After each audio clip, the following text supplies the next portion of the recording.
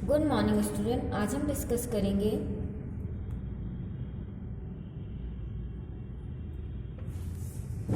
Page number 156, chapter number 9, page number 156 for force two types of force.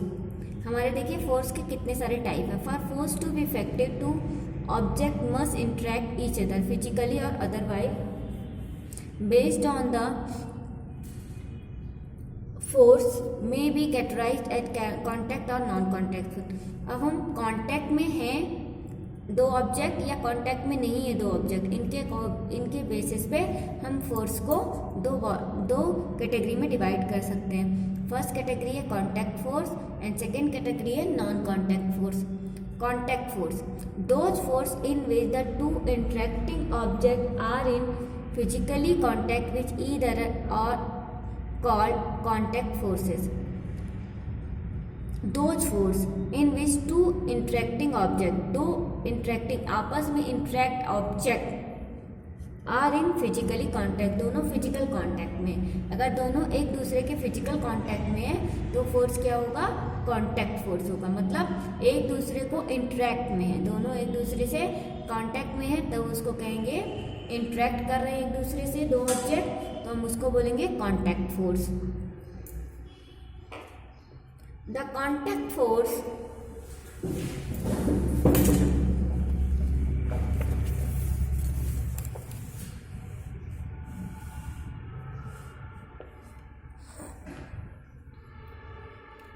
can also be with connector like a stick, a piece of rope etc. The various kind of contact force और देखिए contact force जो हमारा contact can, एक contact कैसे हो सकता है? Also भी विथ कनेक्टर, कनेक्टर के थ्रू भी कॉन्टैक्ट हो सकता है। जैसे दो ऑब्जेक्ट कैसे कनेक्ट हैं? रोप से भी कनेक्ट हो सकते हैं, स्टिक से भी कनेक्ट हो सकते हैं और डिफरेंट और अदर थिंग से भी एक दूसरे से कनेक्ट हो सकते हैं। अब हम कॉन्टैक्ट फोर्स के भी एग्जाम्पल देख रहे हैं। ठीक है, फर्स्ट एग्जाम्पल है हमारा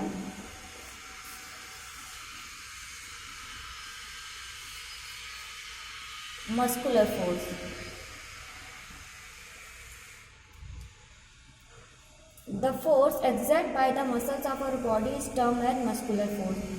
फोर्स एक्सर्ट किया जाए muscles of the body, body की मसल से, तो इसको इज कॉल्ड मस्कुलर फोर्स। तो फोर्स एक्सर्ट, फोर्स कैसे एक्सर्ट किया जाए? Bye muscles of the body, तो उसे कहेंगे हम is called muscles force. Muscular force can be applied only when it is in contact with an object, it is contact force. Muscular force तभी apply हो सकता है जब दो ऑब्जेक्ट एक दूसरे से इंटरेक्ट हो फिजिकली, दोनों एक दूसरे से फिजिकली कांटेक्ट में हो। अगर फिजिकली कांटेक्ट में नहीं होंगे तो मस्कुलर फोर्स अप्लाई नहीं होगा।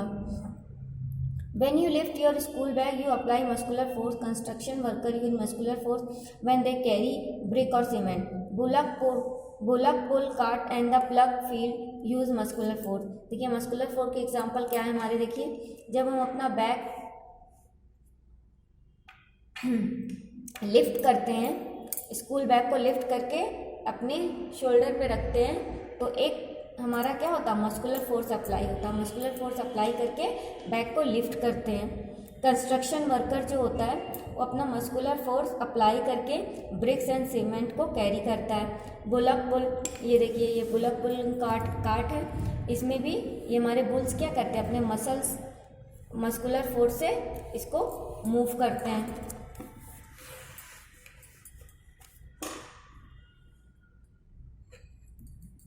नेक्स्ट आया friction.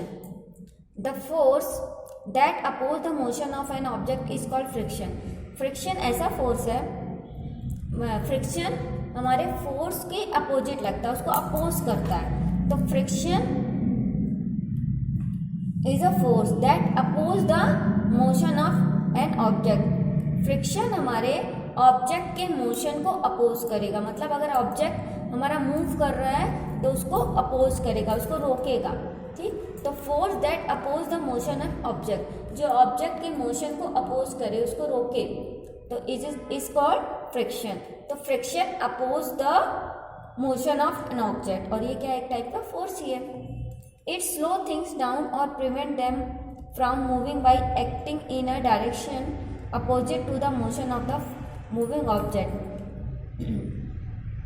It slow thing down, ये चीज़ों को कम कर देता है या प्रिवेंट करता है उनको, मतलब मूविंग को कम कर देता है, कम मूव होगी कोई भी चीज़ या उसको स्टॉप ही कर देगा मूव करना। ठीक, अगर उसके अपोजिट, ये फोर्स के अपोजिट डायरेक्शन में लगेगा क्योंकि अपोज कर रहा है तो फोर्स ये क्या करेगा, उसके मूवमेंट के अपोजिट डायरेक्शन में लगेगा। अगर मोशन का डायरेक्शन एक साइड है तो इसके अपोजिट साइड में हमेशा फ्रिक्शन लगेगा। क्यों? क्योंकि उसको मूवमेंट को रोकना है, तो मूविंग बॉडी को अगर उसको अपोज करना है तो अपोजिट डायरेक्शन में फोर्स लगेगा। तो फ्रिक्शन फोर्स को अपोज करता है और ये हमेशा मूविंग बॉडी के डायरेक्शन के अपोजिट लगता है, अपोजिट डायरेक्शन में। फ्रिक्शन हमेशा मूवमेंट जो जिस डायरेक्शन में कोई ऑब्जेक्ट मूव कर रहा है उसके अपोजिट डायरेक्शन में हमेशा अप्लाई होता है। फ्रिक्शन भी कांटेक्ट फोर्स है। Due to contact between two surface में जब तक कांटेक्ट नहीं होगा तो फ्रिक्शन नहीं होगा। अगर दो सरफेस एक दूसरे के कांटेक्ट में नहीं आएंगी तो उसमें फ्रिक्शन अप्लाई नहीं होगा। इनके एग्जांपल क्या है? A ball rolling along the ground gradually show down and finally come to rest। देखिए, एक बॉल अगर बॉल रोल करते हुए ग्राउंड से रोल करते करते वो क्या होगी, थोड़ी देर बाद रेस्ट की पोजीशन में आ जाएगी। अगर वो मूव कर रही है थोड़ी देर बाद क्या हो जाएगी, वो रेस्ट की पोजीशन। क्यों? क्योंकि बॉल की सरफेस और अर्थ की सरफेस में दोनों के सरफेस के बीच कांटेक्ट हुआ और उसने एक फोर्स अप्लाई किया, फ्रिक्शन अप्लाई हुआ, जिसने बॉल के मूवमेंट को स्टॉप कर दिया। पहले रिड्यूस किया फिर स्टॉप कर दिया। अ कार और scooter also come to rest when the engine is stop. जैसे ही हम कार या स्कूटर का इंजन स्टॉप कर देते हैं तो हमारे कार क्या हो जाती है, सीधे रेस्ट पोजीशन में आ जाती है क्योंकि उस पर फ्रिक्शन लग जाता है उसके व्हील्स पे। The wear and tear of the moving parts of the machine is also because of the force of friction. जैसे मशीन के जो पार्ट्स होते हैं वो मूव करते रहते हैं, मूव करते करते वो क्या होते हैं, घिस जाते हैं। ठीक है, तो वो भी क्या होता है, फ्रिक्शन के कारण, क्योंकि दो सरफेस जब आपस में कांटेक्ट में आ जाती है तो उसमें वेयर एंड टेयर हो जाता है। क्यों? तो रख रखाव की जरूरत होती है उनको। We are able to walk properly on rough surface because of the friction provide by the surface. हम एक रफ सरफेस में इजिली वॉक कर सकते हैं बिकॉज ऑफ द फ्रिक्शन। तो हमारे feet and the rough surface के बीच फ्रिक्शन अप्लाई होगा। ये फ्रिक्शन क्या करेगा, हमारे मूवमेंट को, हमारे फोर्स को जहाँ से मूव कर रहे हैं उसके अपोजिट डायरेक्शन में लगेगा और हमको अपोज करेगा। अपोज करने से हम इजिली वॉक कर पाएंगे। It is very difficult to walk on a smooth surface और wet road because the smoothness of the wetness reduce the friction function. अगर स्मूथ सरफेस है या ऑयली सरफेस है तो उस पर वॉक करना इजीली नहीं होगा। क्यों? क्योंकि उसमें फ्रिक्शन रिड्यूस हो जाएगा, कम फ्रिक्शन लगेगा। तो जो हमारी स्मूथ सरफेस में उसमें लेस फ्रिक्शन लगता है एंड द रफ सरफेस पे फ्रिक्शन मोर लगता है।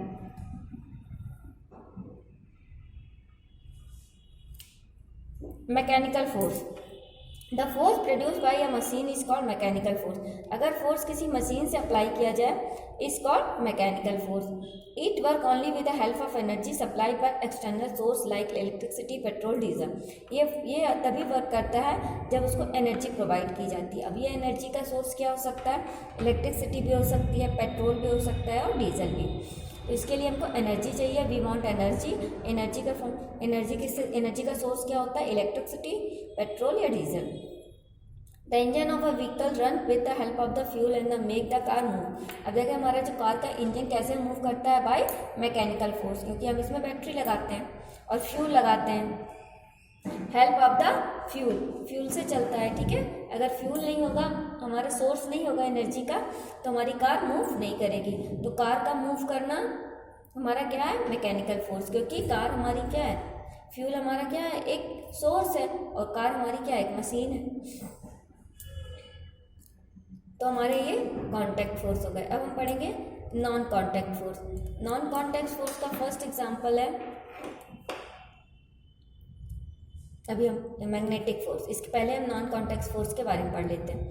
The force which do not make a physical contact with the body and act through space are called non contact force. जैसे हमने कॉन्टैक्ट फोर्स में पढ़ा था कि कॉन्टैक्ट फोर्स हमेशा तभी अप्लाई होगा जब टू ऑब्जेक्ट एक दूसरे से इंटरेक्ट होंगे, दूसरे के फिजिकल कांटेक्ट में होंगे।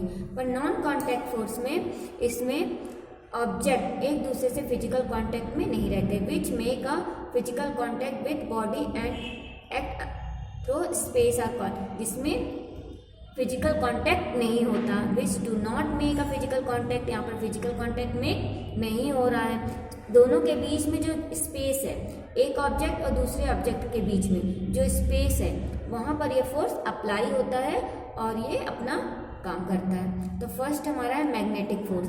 The force exert by a magnet is called magnetic force.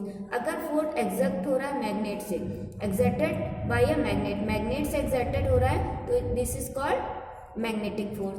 A magnet can exert force at another magnet, एक मैग्नेट दूसरे मैग्नेट पर फोर्स एक्सर्ट करता है।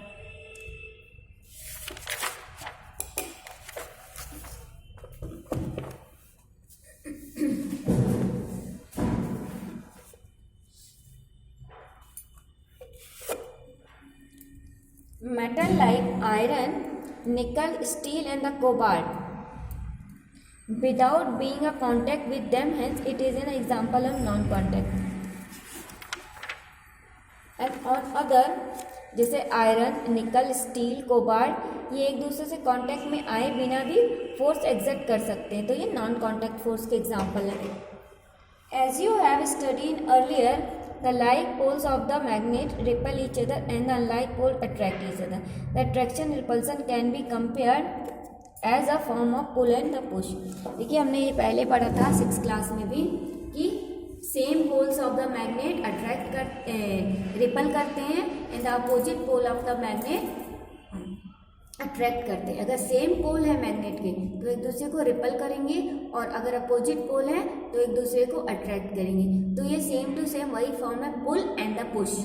पुल पुश, पुल और पुश का ही फॉर्म हमारा क्या है, अट्रैक्शन एंड रिपल्शन। हमारा सेकेंड फोर्स है electrostatic force. The force exert by a charge body and another uncharge body is known as electrostatic force. Force जो एक्सर्ट है बाय चार्ज बॉडी, एक चार्ज बॉडी एक्सर्ट करती है अनचार्ज बॉडी पे जो force, this is called electrostatic force. मतलब एक चार्ज बॉडी एक अनचार्ज बॉडी पर फोर्स एक्ट करती है, it is called electrostatic force.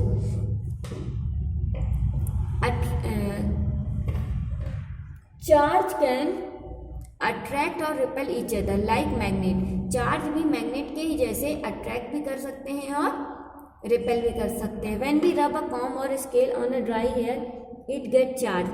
The tiny pieces of paper get attracted to it due to the electrostatic force exerted by the comb or scale without touching the piece of paper. हम एक com लें और उसको अपने hairs में रब करें। हम कॉम को जब अपने हेयर में रब करेंगे तो वो हमारी जो कॉम होगी वो चार्ज हो जाएगी। उसके बाद उस चार्ज कॉम को हम एक पेपर के पीसेस, छोटे छोटे पेपर के पीसेस के पास लाएंगे तो हम देखेंगे कॉम में वो पेपर के पीसेस क्या होते हैं, अट्रैक्ट होके उसमें स्टिक हो जाते हैं। ठीक है, तो ये क्यों हो रहा है, by the electrostatic force exert by the com. Com electrostatic force, क्योंकि कॉम हमारी चार्ज थी, उसने अनचार्ज बॉडी, हमारी अनचार्ज बॉडी क्या थी, पेपर ऑफ द पीसेस, उस पर फोर्स लगाया और फोर्स से वो क्या हो गया, उस पर अट्रैक्ट हो गए। तो ये क्या है हमारे इलेक्ट्रोस्टैटिक फोर्स। नेक्स्ट आया हमारा gravitational force. Gravitational force is the force with which any two masses or object pull each other. We can only feel it when an object trying to pull us has a significant mass.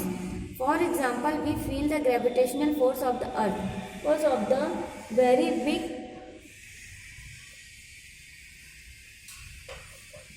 whereas we cannot feel the pull exerted by a chair because the mass is insufficient to supply enough gravitational force.